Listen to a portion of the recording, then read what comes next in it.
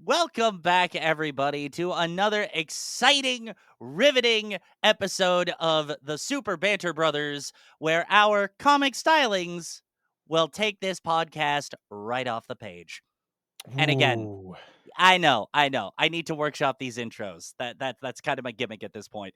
Anywho, I am Banter Bro Grant Patrizio, and with me, as always, as the illustrious, illubrious, pastry-themed luchador himself, Banter brother, Senor Donut. How you doing, Grant? I'm doing okay. I very tired, very busy, a bunch of good stuff, but Hey, let's yeah, go. right. But I'm doing pretty well. How are you, dude? Oh my god, fucking daylight savings time wrecked me and my family. Oh my Wrecked us god. Oh, completely. that which is Um, I mean, I'd understand that if it was like the spring forward type, but this is the fall back type. We get extra sleep, supposedly. yeah, and that messed me up so bad. Oh god. Because I've been so used to not getting sleep Oh that no. when I got extra sleep, my body was like, "Dude, what the fuck is going on? Why are you more sleepy now?" And stuff, and it's just like, please stop." And then the child was like, "I'm not tired. I'm awake." And it's like 6:30, 7:30. I don't even know what time it was. It was some time that was god awful early. Like 4 o'clock in the morning? Oh, it was rough. It was Oh rough, yeah. no. That's for sure. Oh no. I'm so sorry. Hopefully Hey, hopefully the familia can adjust. I know, right? But hey, we're here. We're here and we're ready to talk about all of the things that we're ready to talk about. All of Exactly. those good, nerdy, geeky, crunchy kind of things. Maybe with a side helping of cringe if you can stomach it.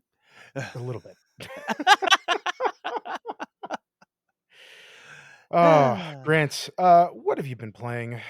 I mean, this ain't gonna change very much for a while. I have been making my way through Pokemon Legends ZA both on and off stream because on stream I kind of want to show like the big story highlights, the ranking promotion matches, and some notable catches, including an Alpha Mega Hawlucha named after Ooh. Yusa.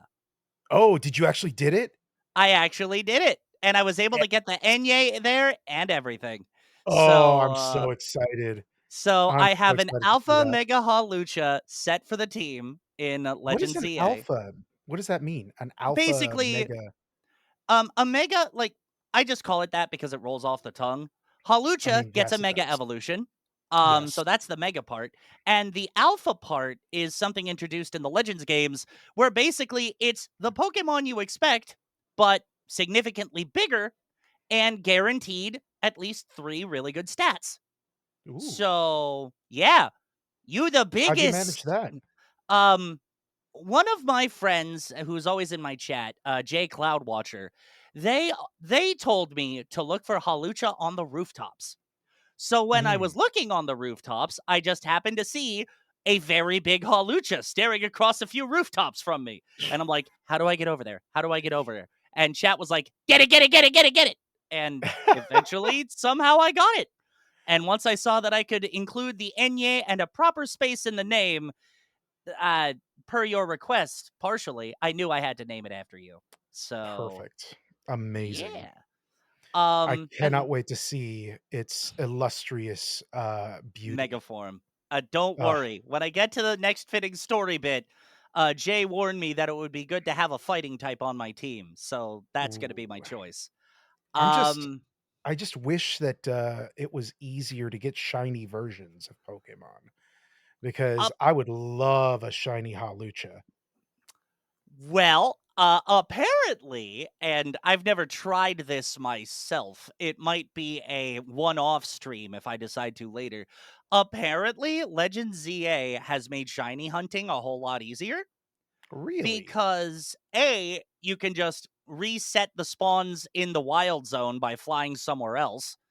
Mm. And B, once a shiny spawns on the map, it does not despawn. Ooh. And there can Okay, that's be cool. And there from what I heard, there can be like 10 shinies anywhere in Lumio City at a time, up to 10. So Wow. you might just re-roll and re-roll and re-roll for God knows how many hours, get the 10 shinies on the map, and then just keep looking. I haven't tested it myself. It's all like internet hearsay, so I can't confirm nor deny. But if all Mm. that stuff's true, pretty easy in Legends ZA. I mean, if it is true, yeah, that sounds like it'll shave a ton of time off of shiny hunters. Mhm. Mhm. And, if you get Legend ZA and you just want a shiny Hawlucha anyway, I think I have one in my massive collection of Pokemon and Pokemon Home. Ooh. So, I I might be able to make that happen if you get a Pokemon game and wanna play it. Do you recall the color of mask that it has? I believe it's purple, actually. Ooh. A sort of purple and green. It actually might match your mask or maybe invert the color ratios, like bulk purple with some green highlights. It might be that. Interesting. That'd be cool. Mhm, mhm. Now, do you know if the shiny version will also look different in its mega evolution? Yes, all shiny Ooh, all Pokemon with megas retain a shiny variant when they mega evolve. that's awesome. Sometimes it's a direct match Mhm. with the base form that pre-mega, but sometimes, like Gengar, it's a complete color change. Like, Interesting. yeah, I can't speak to Hawlucha specifically because I haven't even mega evolved it when I've been playing it off stream yet.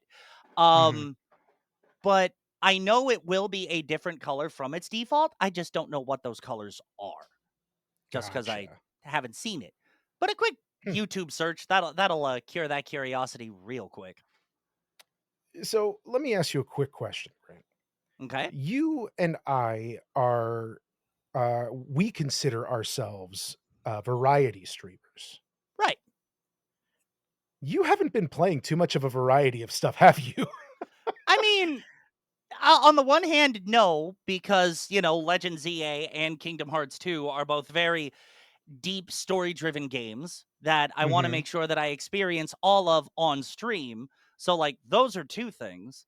And then, of course, which leads to the other game that I'm still playing in both spots, Sonic Racing Cross Worlds just keeps adding new characters and adding new festivals. And I want to show those to stream and to chat and to earn the stuff live with them to share the new reactions. Case in point, this week Ichiban Kasuga from Like a Dragon comes to the game on Thursday, and the festival is this weekend. So, probably going to be a special third stream featuring all of that again.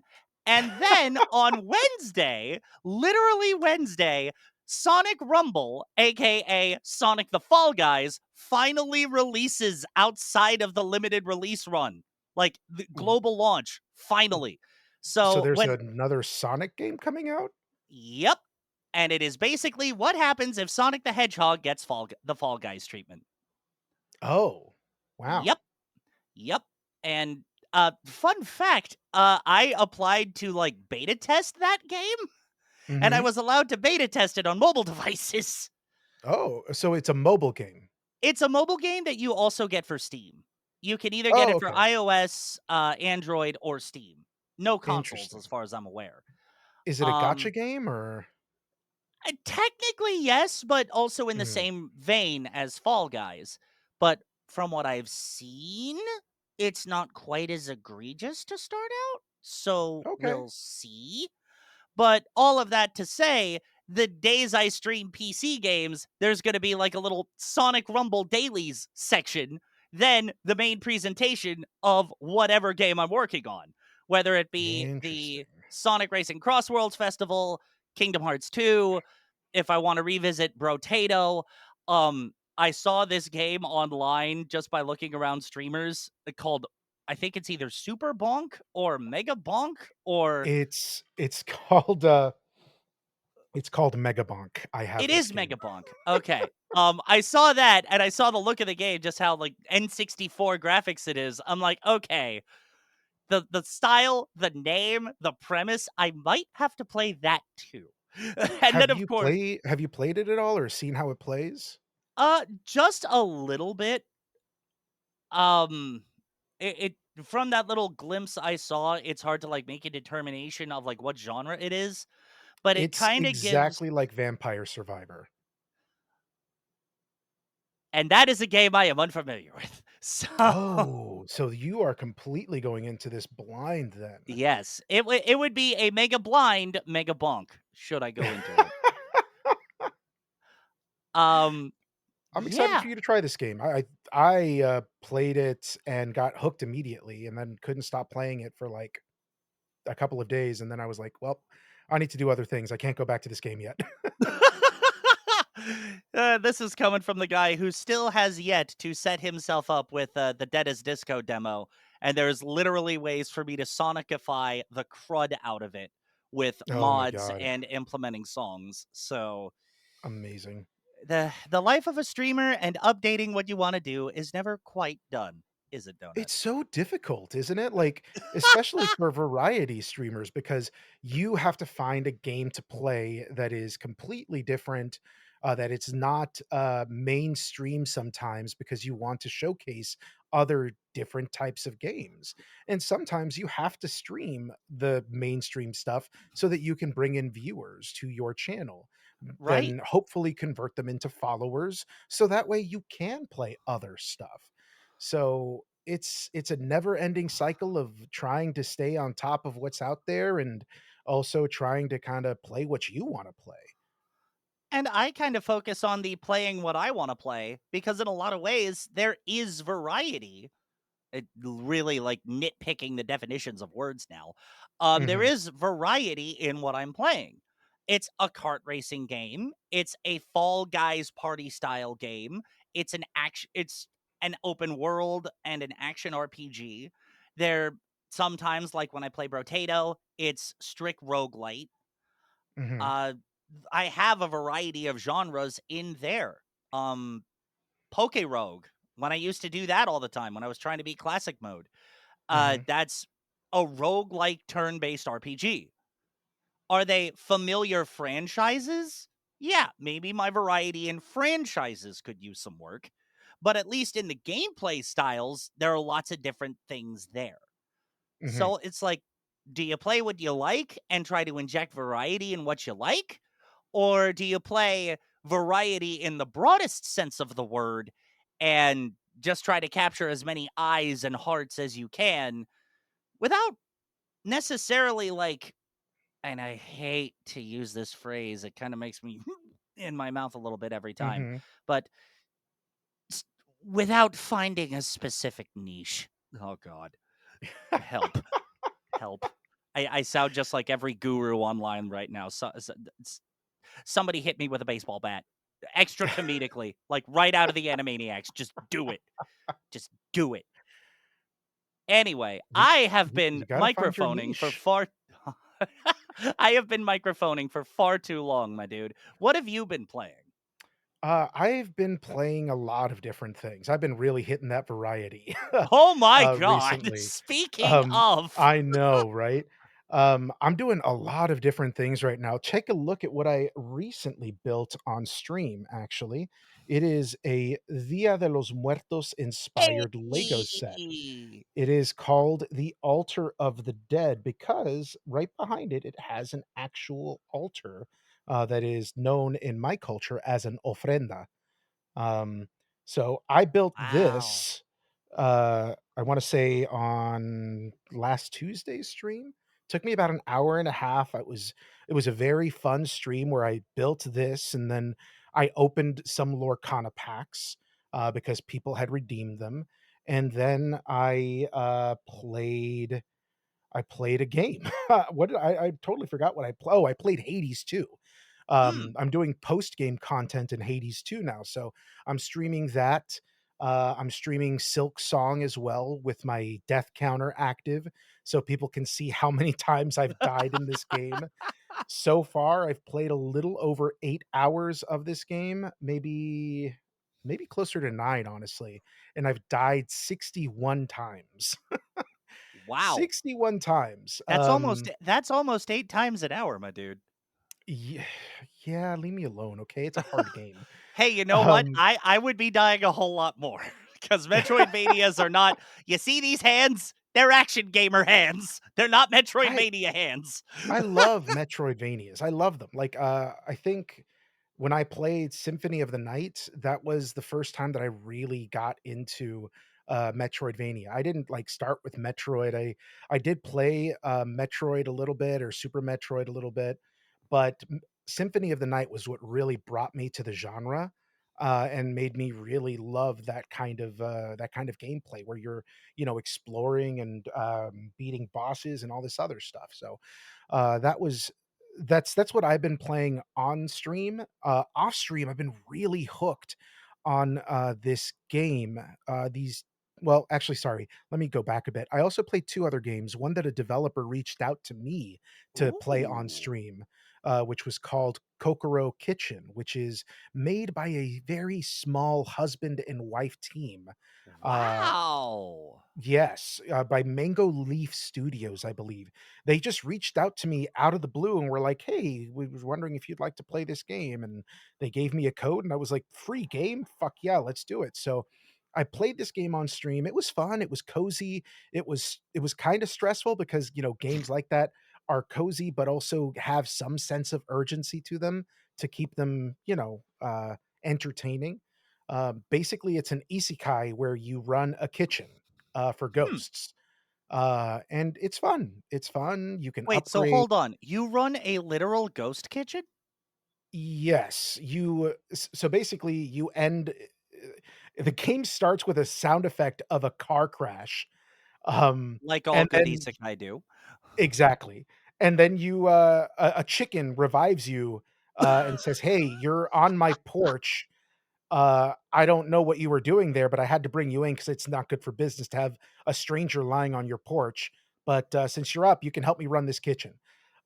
So that's how the game starts, and you kind of go through it and do things and run around, cook food for regulars. It's a very charming game. Um, so shout out to those developers from Mango Leaf Studios for gifting me a copy of that game to play it and try it out. I really enjoy it. I need to Yeah. actually get back to it off stream. And then there's a game that I kickstarted that runs along the same veins of a Metroidvania.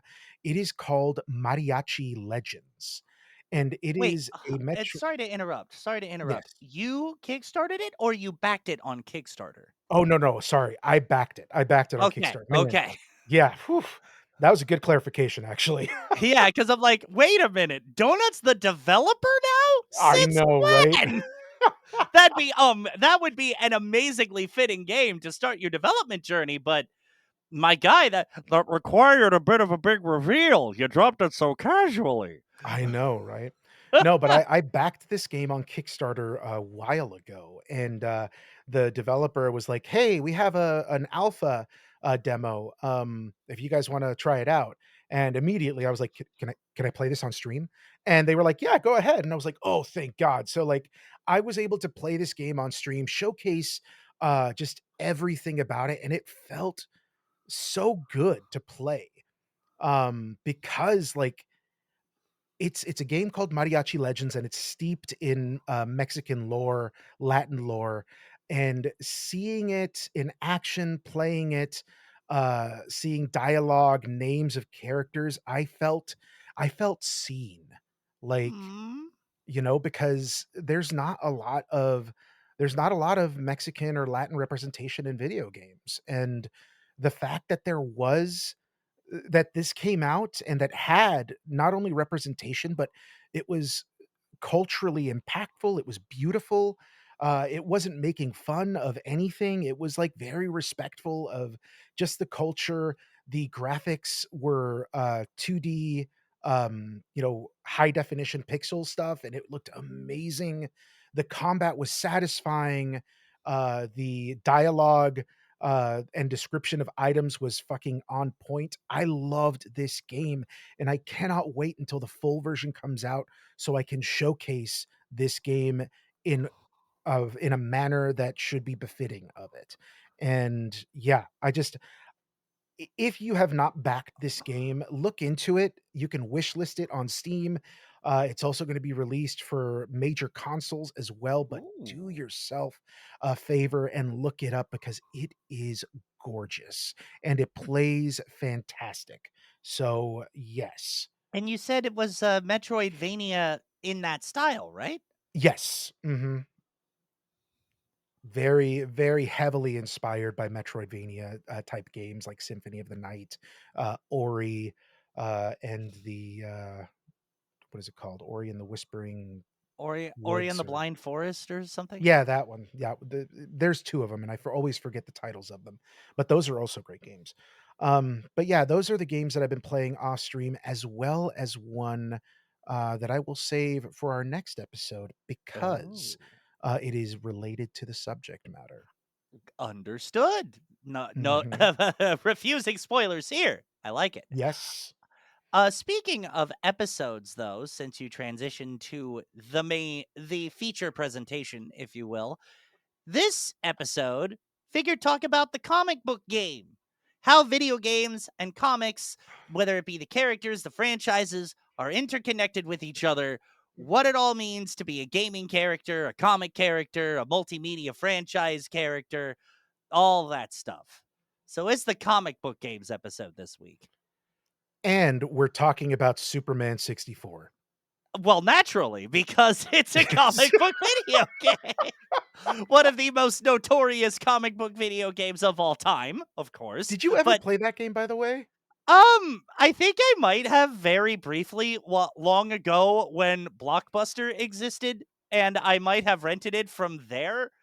But I mean, I saw all of those gold rings and I'm like, "Wait a minute. This is like Sonic or Diddy Kong Racing. What's going on? What else is there?" And not much from what I could get past as a tiny gaming grant. So, I didn't get very far. I don't think a lot of people did, honestly. I mean, and if they did, they're just like, "Why did I do this to myself?" But yeah, So, do you have any games in mind that you wanna specifically talk about? I mean, my biggest like I have a few, and they range the gamut as far as how comics and games are connected. The most literal connected games that I played regarding comics are the Marvel versus Capcom fighting games because all the Oh, Marvel side, naturally comic as an inspiration. we're And gonna take it for a ride. oh my god, We're gonna take it for a having that ride. on my original Dreamcast was such a treat. It was such a treat. Such a good game. So many good Right? memories tied to it. Ugh, so good. But like that whole series, just pure nostalgia and how it all like the references it makes for the Marvel side, like Deadpool literally in his super taking his health bar and smacking someone with it.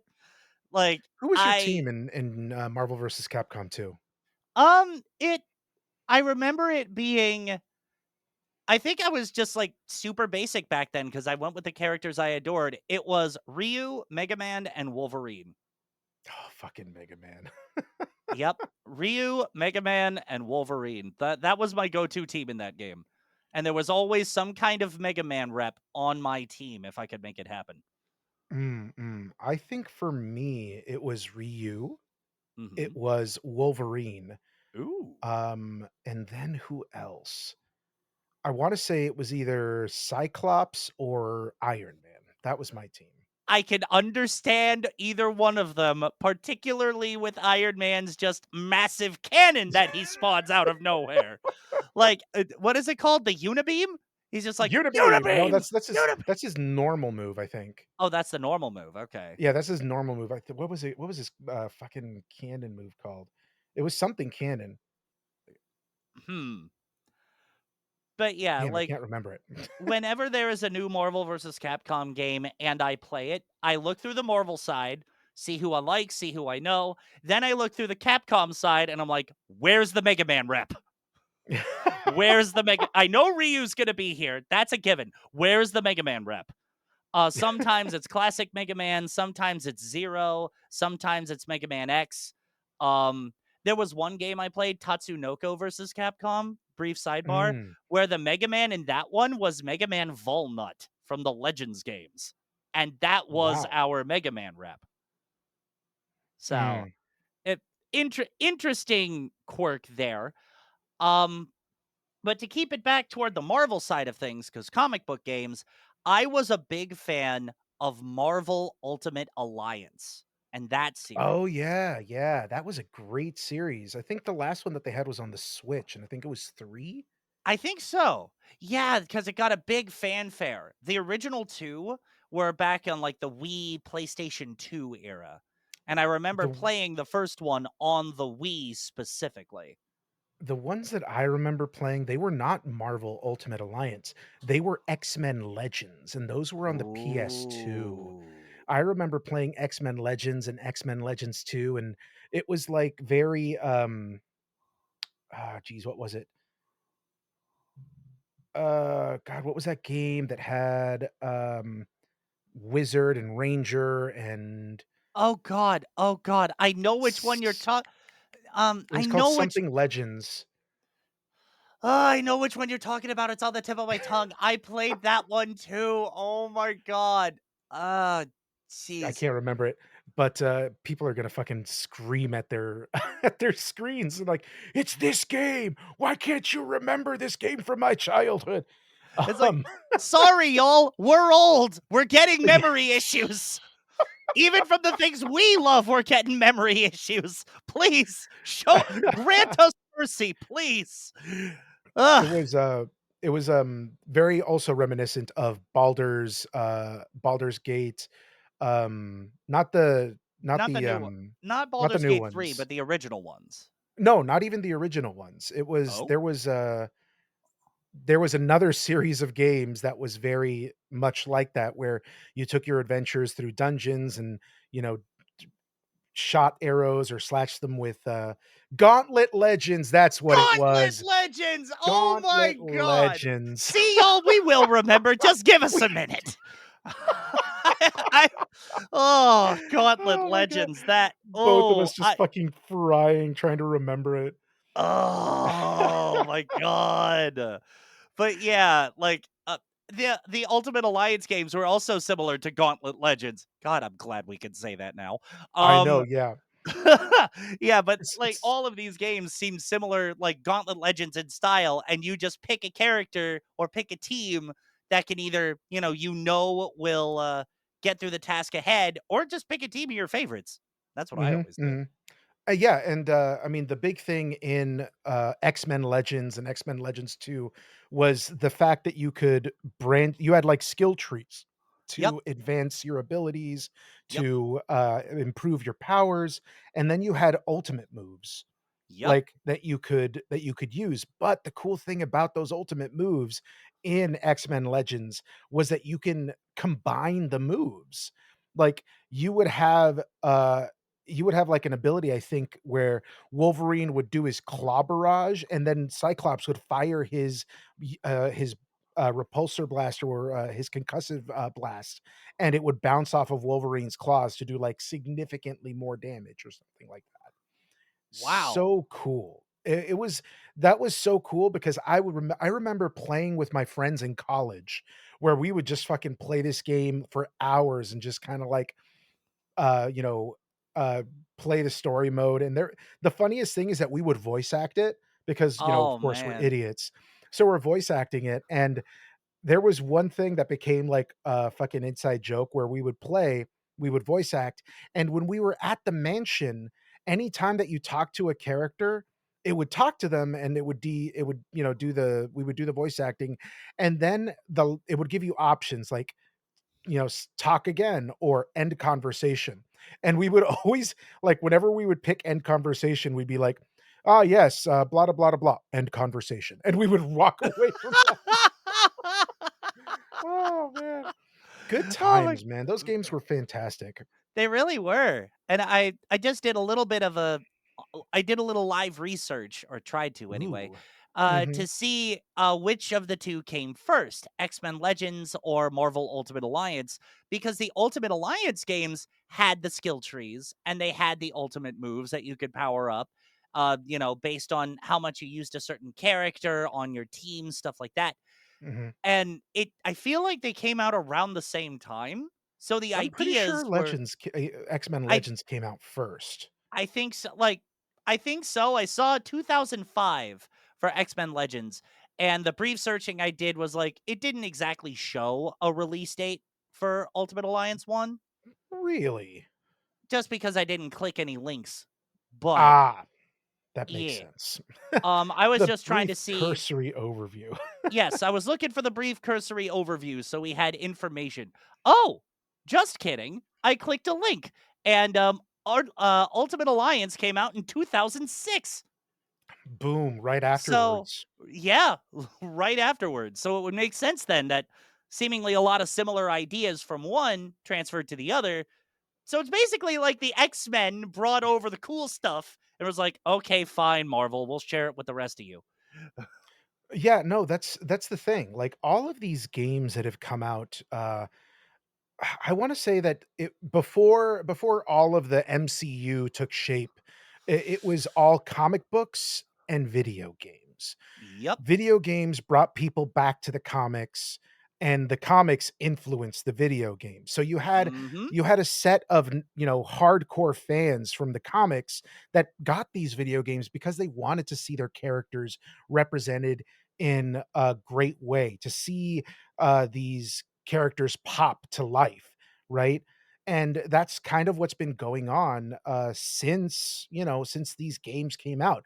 I remember Yeah. playing I remember playing, Spider-Man Maximum Carnage, Ooh. uh, which was a side-scrolling beat 'em up, which we will talk about again in the future, Bum bum where bum. I know, where you had your characters, Spider-Man, Venom, Yep. and other characters that made appearances as, special summons, like, Cloak and Dagger, Captain America, Daredevil, Ghost Rider, all of these different and I'm just throwing Ghost Rider out because I recall Ghost Rider being in it, but I'm not 100% sure.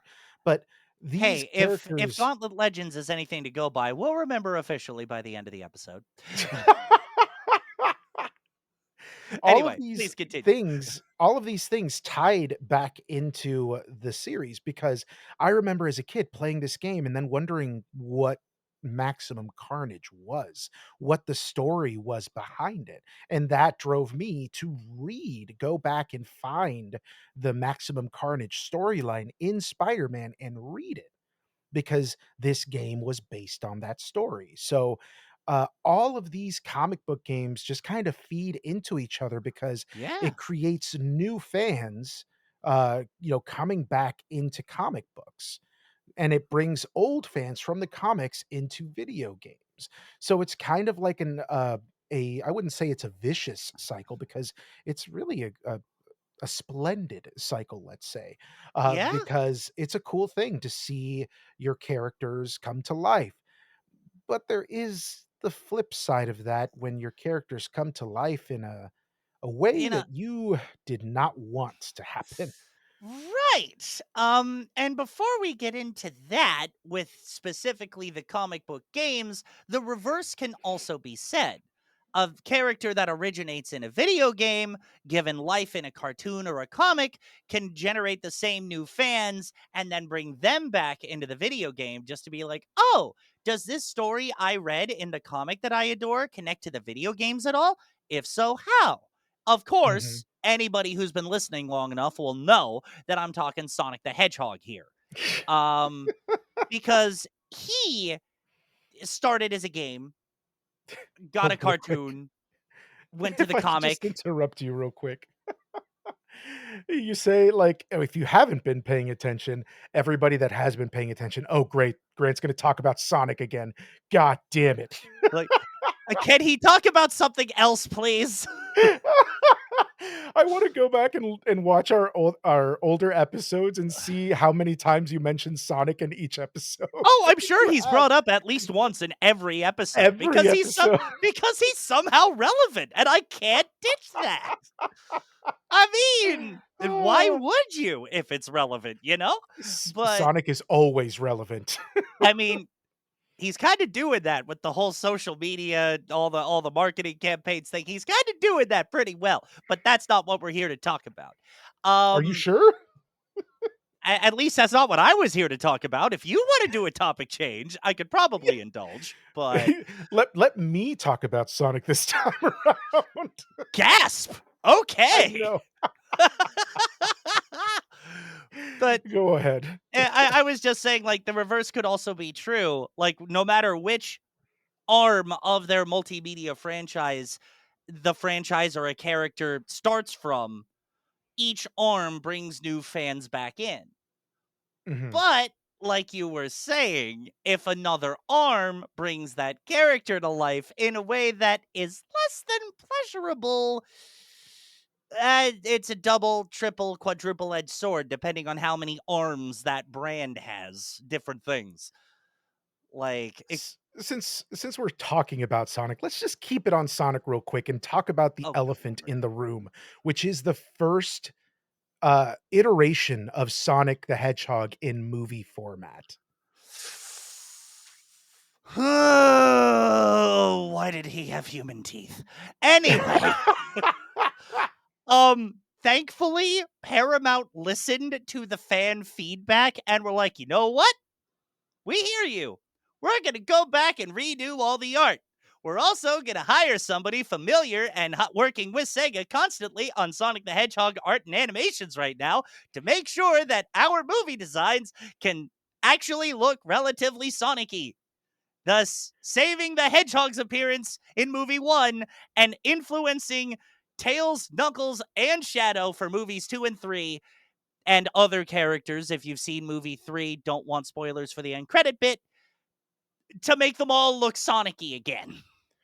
So let me ask you a question. Do you think do you think if Paramount didn't listen to the fan base, do you think the movie would have done as well as it did, enough to spawn a 2 and a 3? And a Knuckles spin-off show. To which I Yes. say, probably not. You don't Because think so? I feel like, yeah, you might have gotten the fans who wanted to see the storytelling and all and see how, movie verse Sonic would grow in the first movie. But Mhm. at least from my standpoint, and I imagine a lot of others' standpoints too, the fact that Paramount wanted to listen to the fans, listen to the feedback, and actually, you know, tr- give Sonic the reverence that the franchise deserves in that way, that goodwill is what filled up the seats for the first movie. Mm. And the fact that the plot and the writing for movie 1 and even more so movie 2 just built on that goodwill while Mhm. still doing its own thing. I learned around the time of movie 3, fun fact, Jeff Fowler, director of the Paramount Sonic Cinematic Universe, was actually someone who worked on Shadow the Hedgehog in 2005. So he Oh. already had some experience with Sonic when he was brought on to Mhm. direct these movies. So the fact that he wanted to listen to the fans, earn that goodwill, and then find more ways to earn that goodwill through each release, I think that's what, in largest part, is allowing the fans to say, you guys know what you're doing. You guys are making enjoyable stuff. It's good for new audiences. Oh, hey, the longtime fan gets the live and learn references. We're like fluttering in our seats right now. That's why they're going to movie 4. That's why spin-off series featuring characters that haven't even appeared in the movies yet are getting rumored and potentially produced. Mm. Um, and one of the biggest pieces of goodwill from the movie series, in my view anyway, is, while yes, Ben Schwartz is a great Sonic, Idris Elba is a fantastic Knuckles, Keanu Reeves is Shadow, Chef's Kiss. The fact that they not only got Colleen O'Shaughnessy for Tails, same actress from the video games and every other bit of media, at least produced stateside, but when the fans called out, hey, why isn't Colleen getting the shout out here, but everybody else is? Goodwill Paramount again, being like, okay, hold on. We're going to recall those old ones. We're going to add Colleen's name, and Tails is going to get their own special posters with Colleen's name, like shouting her out. Mm. So just the fact that they have some of the game directly represented through that casting choice as a voice actor and a fan of the games, because that's how my first exposure to them. Um, like that's part of what draws me back, wanting to see what's next. Because the studio showed me that that franchise is in such good hands. Let me put on my tinfoil hat real quick. Tinfoil hat extension to the Lucha mask. All right. Yes. Do you think that they released this Sonic, the bad Sonic, in order to gain publicity and had already made the design to quote unquote satiate the fan base? That's really hard to tell because Because it was a pretty quick turnaround on the design, if I'm not mistaken. I mean, I don't know how quick of a turnaround it could be because they had to push back the release of the movie to reanimate everything. But on the other hand, it could just be some five-dimensional chess they were playing back then, and that could easily be revealed in conversations once Sonic movies 4, 5, and 6 have all released. Who the heck knows?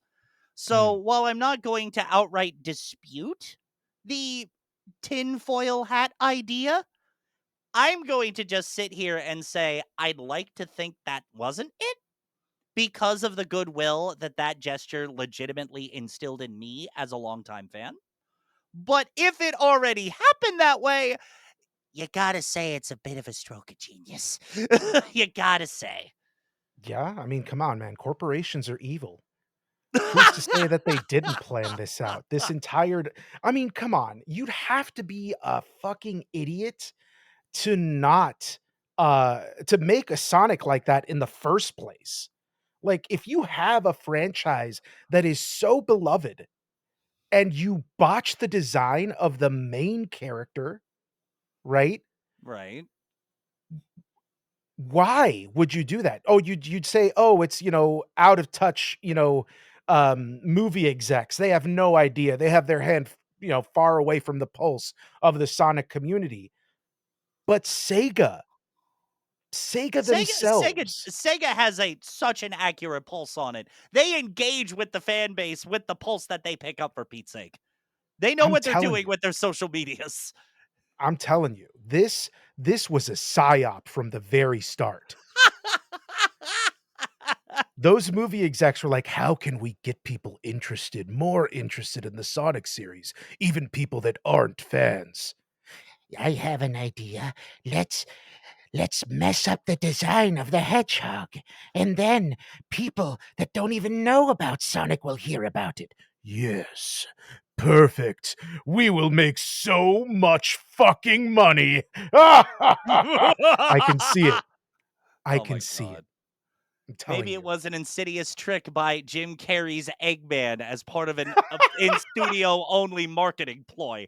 Maybe that was it. Who knows? Now Because you got me with the tinfoil hat, and I didn't even bother putting one on. Good because we all grief. know that Jim Carrey loves corporations as well and would totally be in cahoots with them. Oh, of course. Naturally. He says bleeding with sarcasm. So Sonic started out as a video game, made the transition over to comics, Yep. and had his own, like, pretty significant run with comics, even tying into DC Comics, which Oh you yeah. alluded to a while ago. Oh yeah. Actually what happened with that is and we might be giving you there might be a freebie in this part of the conversation with what's later. Whoops. Sure.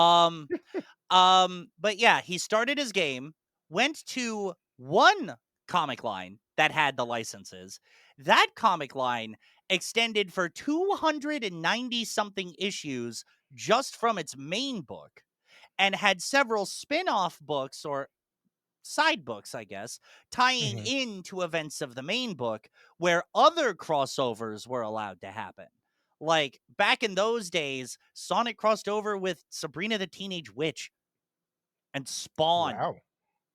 Hmm. Like, but yeah, the DC crossover you're thinking of happened once the license changed hands to a different comic publishing company. Um, and yeah. He is now reaching his 100th issue in the second line of comics. So technically speaking, that hedgehog has had at least over 400 comics in his lifetime. And I have to ask this question because you are the biggest Sonic fan that I know. Do you have these comics? Um, from the old line, I want to say yes, they are in a family storage unit somewhere.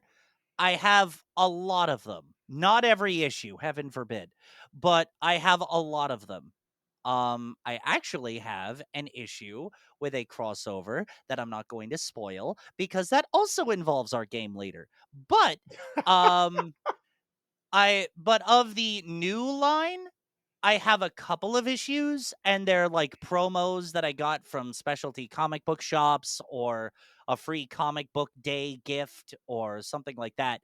But I have been keeping up on the new run comics, and those were stated quite some time ago to be canon with the games, to do Mhm. exactly what you brought up earlier. um Comics lead to games, cycle back to comics, cycle back to games, but just starting with the games first. After 2017's Sonic Forces, this second line of comic picks up, tells its own story, connects back to the games around the time of Sonic Frontiers, tells its own story again, might connect to the next mainline game somehow. But yeah, um I like both series for very different reasons. Yeah, no, for sure. What I find completely interesting in this whole comics and video games and TV and movies conversation that we're having is just how much of it uh, relies on each other to kind of get more fans, Yep. you know, to the water basically. You know, Yeah. you have even a mid comic book series, if it gets like a good transition or a translation adaptation to TV or film, you can find people regain interest in said, franchise. Yeah. Um, if if we look back at like X-Men, right? When Mhm. X-Men was released as a comic book series, people loved it. People thought it was great. They saw the analogies to, racism and everything. And then X-Men came out in cartoon format as a Saturday morning cartoon on Fox. And Ba-na-na-na-na-na. Ba-na-na-na-na-na. Ba-na-na-na-na-na-na. Ba-na. anyways, um, fantastic, fantastic cartoon. Mhm. Amazing stories, and those stories, of course, tied back into the comics, right? Yup. And then it went away, but interest for it was still there, so much so that Disney decided to bring it back with X-Men 97. 97. And Yup. even now, they're talking about bringing back Spider-Man in a Spider-Man 97 kind of, Ooh. cartoon. So, I'm interested to see where all of this is going. All of this ties into so many things to the point where you now have the Marvel Cinematic Universe, which is completely, different than the comic book universe. You have pretty huge changes that were made, right? So all of a sudden, Nick Fury is black and he's played by Samuel L. Jackson. And that in itself was like completely, you know, of course, the traditional comic book fan clutching their pearls when Nick Fury is not Robert Redford or someone else or whatever that they were imagining, you know? They were just like, "I do declare, what is going on here?" And it's like, "Shut up, the actor is amazing, the character is phenomenal. Just enjoy the story for what it is." Exactly. Um, the comic book fan base has been seen in the past and honestly the present as well as a very toxic space. And you and I have both experienced that kind of toxicity, coming from people that do not want, Brie Larson to be their their, what is it? Captain Captain Marvel? Marvel. Yeah, they don't want it. They don't want their Captain Marvel to be Brie Larson. They don't want their Captain Marvel, to be Pakistani or whatever. They don't, they just don't want all of these things for, various reasons. And it sucks because all of these stories that are being told, that are being, changed, right, Right. is not only to bring new fans into the base, but to also showcase that this comic book, space is for everyone to enjoy, not Right. just not just your cis male, Anglo fan, but everybody, because there are heroes of color. There are heroes, with different sexual identities. Like, I remember reading, Ultimate X-Men, and people were up in arms because Iceman was gay. Like, it was pretty bad. Like, I loved the storyline.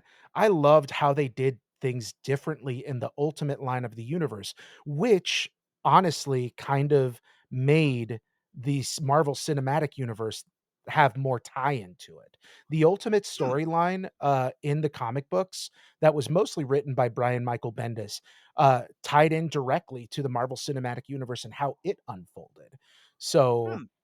I just I'm sad that these that there's gatekeeping going on for comic books, because comic books are for everybody. Just They're like they're all forms of fantasy. art should be for everybody. Like, and that's the Exactly. whole point. It's storytelling. It's character engagement. Art is Mhm. supposed to make you think just on a broader sense of the word, whether it's a TV show, a video game, a comic book, a stage theatrical production. Like, it's supposed to make you think. It's not supposed to result in gatekeeping and toxic fandoms, which could very well be its own episode. My God. It just, Yeah. it's, I don't I don't understand why people feel like that's the way to go when it comes to enjoying these things, when it Mhm. is supposed to be for everyone, or at least for everyone who wants to enjoy it. If you don't want to enjoy it, that's fine. You don't necessarily have to be here or engage. It's Mhm. one thing to have your preferences, it's another thing to voice them. It's another thing to voice them like such a toxic heel that you ruin the space for everyone else. Mhm. And Mhm. especially through the age of the internet, it's like subtlety is dead when it comes to having those conversations. It's like Subtlety? What are you talking about? subtlety, nuance in these conversations? How dare I even imply such a thing? But I don't know. It's like, depending on, like, it doesn't even really depend on where you came in with it first. Like, in my case specifically, I came into Marvel characters through Ultimate Alliance and the MCU. The Mhm. only comic series I really had growing up, mostly because my parents were like, I don't know about these other comics, was Sonic, because they were familiar with Sonic through the games and they pretty much got his vibe from the games and the cartoons that I was already allowed to watch. Yeah. So those stories are what brought me in. But seeing how the timeline continues, how it connects to other stories as I learn about the comic based references from internet videos, I get fascinated by it, being like, oh, what sort of comic that I've never heard of are they going to pull from for this one? And Mhm. how is it going to tie back? I'm genuinely interested, if not just hearing about it and learning about it, if nothing else. It I guess I just wish more fandoms were like that and more people could be like that in the comic and gaming spaces, because ugh, like, to steer that toward one last little thing on this topic specifically before we get to our game. Um I saw this a lot when Smash Bros always gets a new release, because everybody and their mother, especially for Ultimate, was pining for Goku and SpongeBob to be added as playable fighters to the game. And while, like, again, this is what I mentioned at the very beginning of the episode. Like, how do we talk about these characters? Because SpongeBob started as a TV show, and Mhm. Goku's first appearance was in a manga. Not an anime, not a video game, but the Dragon Ball manga. So when Sakurai was asked about Goku and SpongeBob in a Smash Bros. Ultimate interview when they were working on the game, he straight up said that they were impossible. And apparently the transcript marked a laugh after that comment. And how he was making Smash Bros. It was originally a celebration of all things Nintendo. Mhm. Then it got to a celebration of all things video games, especially with the 6 degrees of Smash Ultimate crossovers that we've established, how every major gaming franchise is tied back to Smash now, Mhm. even through the likes of Disney and Kingdom Hearts, good old Sonic again, Yeah. Pac-Man, Mega Man, everything else. Like, it's like if they originated in a video game, it could tie to Smash because that's where these characters took root. Yeah. So, not like either misunderstanding or a mistranslation. Anybody who saw, like anyone online who saw someone say Goku wouldn't fit in Smash or SpongeBob wouldn't fit in Smash, Sakurai said so, would basically defend they belong here because they are in video games. And at that Mhm. point, it's just he said, she said. Why are we arguing? It's not our choice. Yeah. Sakurai has a vision for Smash. We need to respect his vision. And if That's right. Ultimate's anything to go by, he can execute literally anything he wants. So, like, just let the man cook. Be happy we're getting more from him with Kirby Air Riders and maybe another Smash afterwards, somehow. Which I'm super stoked about, by the way. I've never been more stoked for a racing game than I have been for Kirby Air Riders. It ooh, that is a whole separate topic of conversation, but I am right there with you. Why is this year full of so many good mascot kart racers? Why? I couldn't tell you. I couldn't tell you. Ugh. But yeah, just when it comes to these, like, if Grant can preach for a second, when it comes Please, to take these, the when pulpit. it, thank you, sir.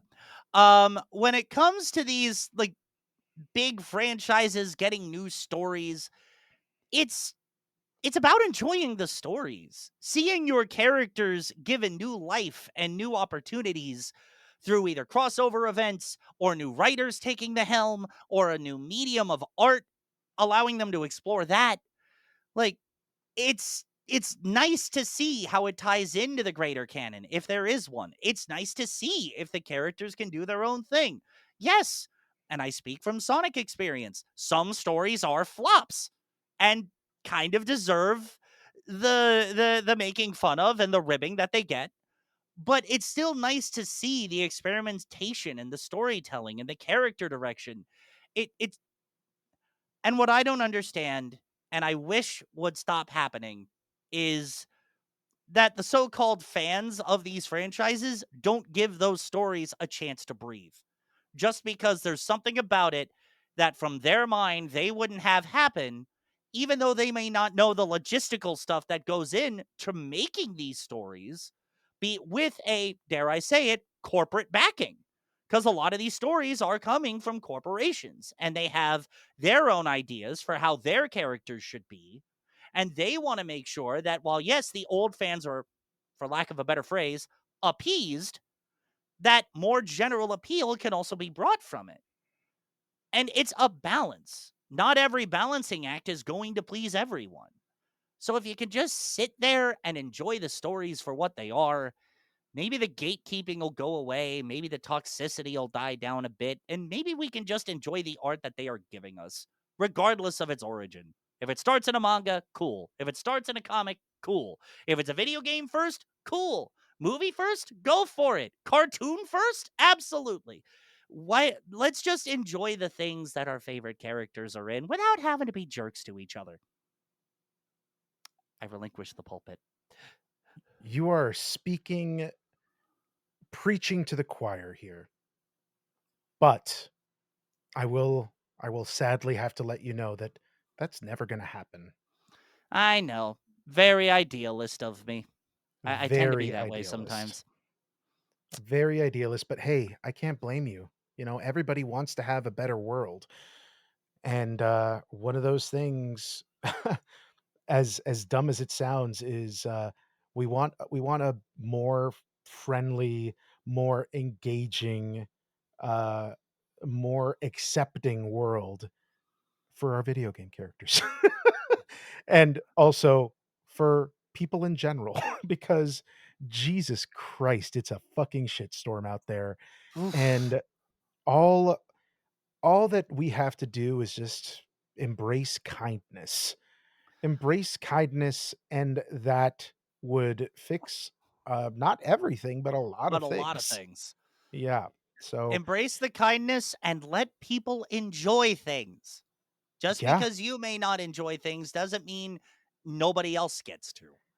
100% agree with that. Be kind to each other. Look for those moments of kindness and do that. Right. But don't be afraid to pop a motherfucker if they disrespect you. You as a person, you as your core values, not for your favorite fictional character. Yes. Well, let's make Yes. that That's distinction just very yes, clear. 100%. Um, What do you got for me, Grant? You said you had a game, and I'm I I'm do all have a ears. I do have a game. It's a short quiz type game because those tend to be the things that I come up with. Okay. It's called Which Came First, the comic or the game? I am going to give you a multimedia franchise, and you need to Okay. tell me, simply put, which came first. Its comic book appearance or its video game one. There is a Easy, I can do bonus this. question at the end, but there are 10 questions by default. I'm gonna I'm gonna say right now that I'm gonna fucking ace this thing. I'm gonna ace it so hard. I'm not gonna get a single one wrong. Alrighty then. Good thing I have my script. Mhm, Um, mhm. Round one, Let's Mega do it. Man. That's easy video game. That is absolutely right. Mega Man debuted in the 80s, early 90s as a video game, and related to that Sonic crossover that I mentioned a second ago that I have the issue from, the same publisher that had the first round of Sonic comics got a hold of Mega Man for a while. So the two Oh, crossed over twice. nice. Round two, The Incredible Hulk. Easy comics. Correct again.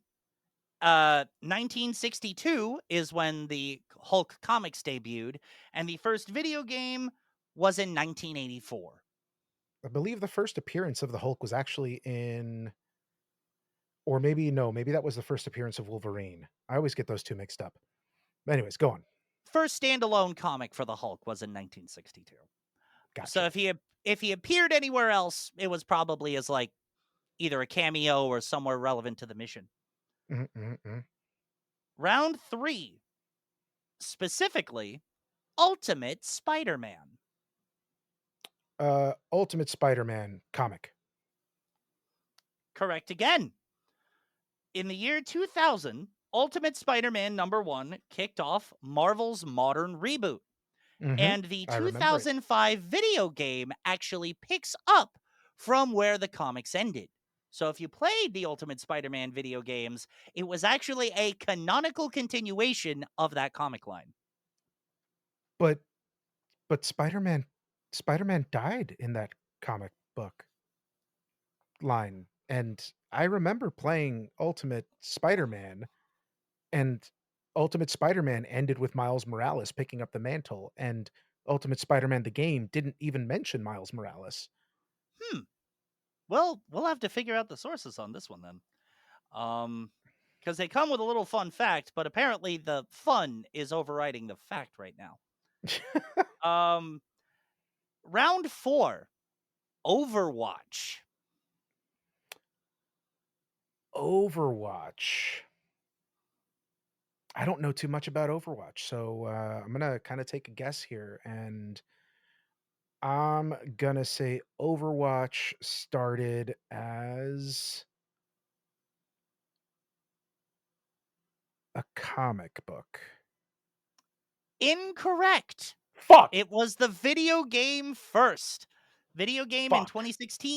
followed by digital comics that expanded the lore. And basically, they used the fun fact here is that Blizzard used the comics to expand the lore for certain characters, effectively making it a quote lore DLC. It's okay. You know what? You know what? We'll fix it in post. Editor, please, let's rewind that and let's do the question again, and then I'm gonna answer it correctly, so that way I can still keep my keep 100% your prediction. keep the perfect score. Yeah, Well, ask the question. Ask it. Let's do it again. Let's do it again, just real quick. okay, fine. If we're really playing that bit, um, round 4, Overwatch. Easy. I'm an Overwatch expert, and I know exactly what came first. The video game, baby. That's right. That's right. Good job on that one. You really are batting 4 for 4. 4 for 4, baby. Let's do it.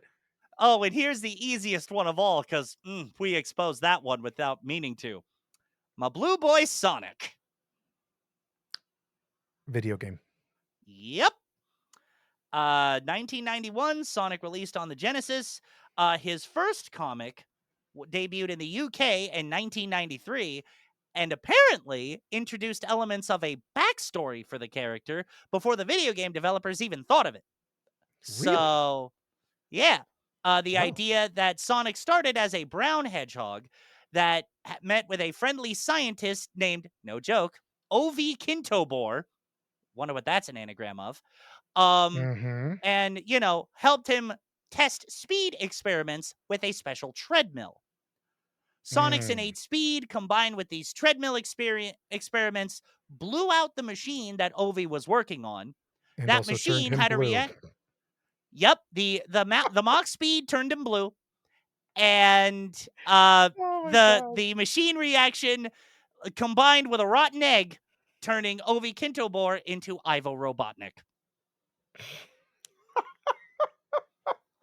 I don't know. I can't tell you which elements of that, if any, are used in the like more accepted modern canon, but that's what was happening in 1993. So, S Sonic being brown and then coming out of this machine all blue. Well, I gotta tell you, I just blew myself. good night, everybody. Anyway, so Uh, that was round 5. Round Easy. 6, Injustice: Gods Among Us. Oh god, this I know that series, and I know that they did have a comic book series about it. Mm-hmm. I wanna say the game came out first. Your guess is correct. That wasn't a guess, I 23rd. fucking knew that. I knew that, Brent. In 2013, the game released and the tie in comics launched afterwards. But apparently, the writing was so good in the tie in comics, that's what expanded it to be its own proper series. Yeah, no, the writing was fantastic in that series. After playing the game, I immediately went to read the comic books because I wanted more of the storyline. So you're batting real solid right now. Here's a Telling you. curveball. The Looney Tunes. Which came first for the Looney Tunes, a comic or a game? A comic. Correct. The animated shorts started in the 1930s. Mhm. Comics started in 1941, and video games did not enter the picture until the 80s. Yeah, yeah. All right. The Teenage Mutant Ninja Turtles. Comic. Yep. Come on. 1984. Super easy, bro. These are baby questions for babies. Oh, good grief. Says the. I'm not going to reference the editor bit. Come on, I want the editor to leave it in for funsies. Tango. All right. Number 9. Hellboy. Comic or Comic game? book. Right again. Telling 1993. you. The comic debut. Game did not come out until 11 years later in 2004. Mhm, mhm, mhm. Last one, and I think this will be a bit of a better curveball than the Looney Tunes was. Okay. The Animaniacs. Comic. video game, actually. Really? Mhm. I The don't even remember a cartoons video the game. cartoons came out in 1993. Then Mhm. the Super Nintendo and Sega Genesis had very quick turnarounds for releases for their video games, both in 1994. And the Interesting. comics for the characters didn't start until later in the 90s or the early 2000s. Oh, wow. And bonus round, E.T., the extraterrestrial. It's gonna be a game because that came out on the Atari, and we all know the story of the game and the landfill and all of that. Yep, video game first. Hey, that's not bad. That's not bad. I did pretty good with that. Yo, depending on how we count it, you either got 8 out of 11 or 9 out of 11, depending on whether or not we go with the gag answer with the Overwatch. So, so yeah, real good this time. Yeah, I'm telling you. I'm telling you. I'm a pretty hip cat when it comes to that. Speaking of cats, mine was scratching the back of my chair. That's why you saw me like shift around for a second. Oh, yeah, no, I saw. I saw. Okay. Well, yeah, oh, is that why you called yourself a hip cat? That's Anyway. right. Ah. Alrighty, y'all. That wraps the episode. That closes the comic book on it. I have been Banter Bro Grant Patrizio. I've been Banter Bro, Senor Donut. And as always, thank you for listening to us banter about all things nerdy and all things we love. And we'll see you next time. Good night, everybody. Peace.